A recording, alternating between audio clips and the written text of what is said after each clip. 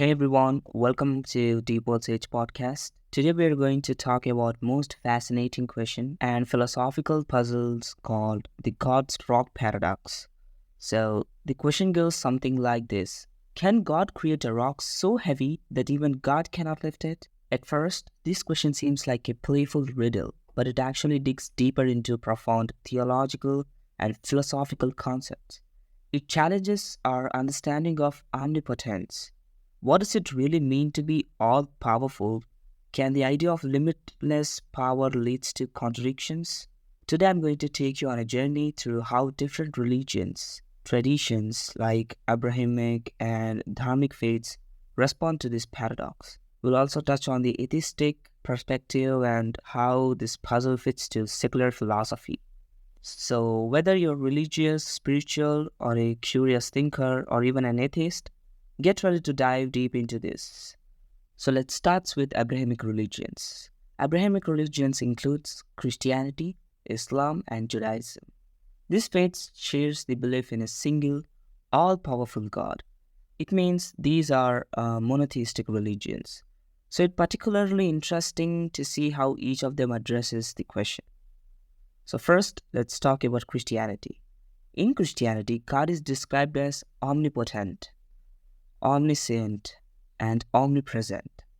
He can do all things, he knows all things, and is everywhere at once. So how does this idea fits with the paradox?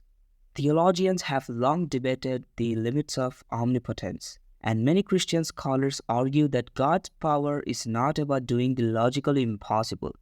For example, the most influential Christian philosophers believes that God could not do something that contradicted his own nature or the principle of logic. He argued that God's omnipotence doesn't mean to do the nonsensical. So asking whether God can create a rock he cannot lift is like asking whether God can make a square circle. It's a logical impossibility, and logical contradictions do not fall under the umbrella of true omnipotence.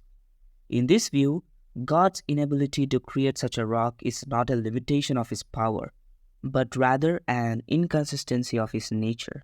It's important to note that many Christians believe that God's omnipotence includes only things that are consistent with his logical, orderly universe. However, some Christians, mystics, and theologians might take a different stance, suggesting that God's omnipotence surpasses humans' understandings altogether. In this interpretation, God could transcend logic, but this leads to the mystery of faith, a key concept in Christianity where some divine truths are beyond human reasons. So let's talk about Islam. In Islam, the concept of God's omnipotence is similarly central. Allah is described in the Quran as having total power over all things, and nothing can exist outside of his will. However, Islam scholars, much like Christian counterparts, have also argued that God's omnipotence doesn't entail performing logical contradictions. Classical Islamic theologians like Al-Ghazali have tackled this question by emphasizing that God's power encompasses everything that is within the realm of possibility. To them, the paradox poses a scenario that is outside the bounds of reality, because creating a rock too heavy to lift implies an inherent contradiction, something that doesn't align with how God exercises his power. In the Quran, Allah is described as knowing and wise, and his wisdom implies that God's actions are logical and ordered. Moreover, in Islam, the paradox could be seen as an attempt to limit God's power by human logic, which itself is considered flawed. The Quran repeatedly emphasizes that humans cannot fully comprehend the nature of God. So to pose a question like the God's rock paradox might be viewed as a misstep is trying to use finite reasoning to grasp the infinite. So now let's talk about Judaism. In Judaism, the approach of God's omnipotence shares many similarities with Christianity and Islam. The Hebrew Bible, or Tanakh describes God as omnipotent. So Jewish philosophy often emphasizes that God's power is expressed through a harmonious balance between justice, mercy, and wisdom. Many Jewish thinkers argue, like in Christianity and Islam, the God cannot be asked to perform logically possible tasks. In the Talmud, which is a key text of Jewish law and theology, there is a notion that God is not bounded by limitations of human beings. Now let's move on to Dharmic religions, a group of faiths originating in India, including Hinduism, Buddhism, Jainism, and Sikhism. These religions often have different ideas of divine, and their responses to the God's rock paradox are shaped by their unique philosophical traditions. First, let's talk about Buddhism. Buddhism doesn't emphasize the existence of an all-powerful creator, God. Instead, it focuses on the nature of suffering, impermanence, and enlightenment. The paradox would not have the same relevance as in theistic religions. In Buddhist philosophy, the idea of self-contradictory paradox might be viewed through the lenses of nothingness or shunyata, where all the things are seen as empty or nothing. Instead of focusing on a God who can or cannot lift a rock, Buddhism might suggest that the paradox itself is a construct of human thoughts, a reflection of our tendency to cling to dualistic thinking. In essence, the paradox is seen as something as transcendent, not solved.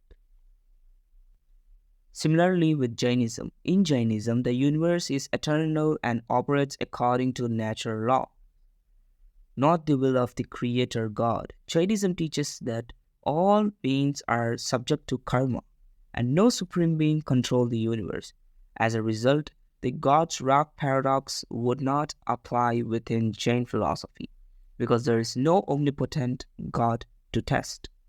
Instead, Jainism focuses on the individual path to liberation through nonviolence and self-discipline. The paradox might be seen as irrelevant or a distraction from the pursuit of spiritual liberation. Hinduism is neither monotheistic religion or polytheistic religion. Hinduism is a unique type of polytheism called polymorphic monotheism. This means that there is one supreme source that manifests in many forms.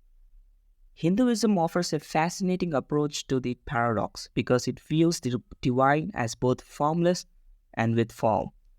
Brahman, the ultimate reality, is often described as beyond human comprehension, while the various deities like Vishnu and Shiva represent different aspects of this divine power.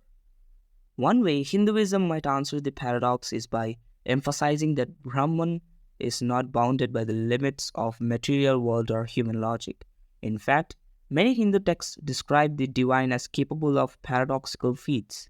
For example, Brahman could create a rock too heavy to lift, and yet in other form, Brahman could also lift it. This reflects the Hindu belief in the infinite and multi-faced nature of the divine, where contradictions can coexist because the divine is not limited by dualistic logic. In the Bhagavad Gita, Krishna, an avatar of Vishnu, tells the warrior Arjuna that divine actions and motives are beyond human understandings. In this context, the paradox might be seen as irrelevant. God's power is so vast that limitations of logic don't apply. So imagine Brahman creating a rock so heavy even he cannot lift it in his true form. But then he takes on an avatar, maybe an ordinary human, and just lifts it with ease. That's the kind of tricky stuff you see in Hindu stories all the time. In Hinduism, God isn't limited by what we think is possible or impossible. Brahman goes beyond human logic and can do things that don't make sense to us, because in the end, God in Hinduism isn't bound by the same rules as we are. That's why the paradox doesn't even apply here. So now let's talk about Sikhism. Sikhism also teaches the belief in one God who is both formless and all-powerful. Vaheguru, the Sikh name of God, is seen as beyond human limitations and concept of logic. Similar to Abrahamic faith, Sikhs would likely argue that the paradox misunderstands the nature of divine power. God's power is perfect and self-consistent, so we would not create a logically impossible situation. In Vaheguru Granth Sahib, the holy scripture of Sikhs, God is described as beyond human comprehension and the source of all creation.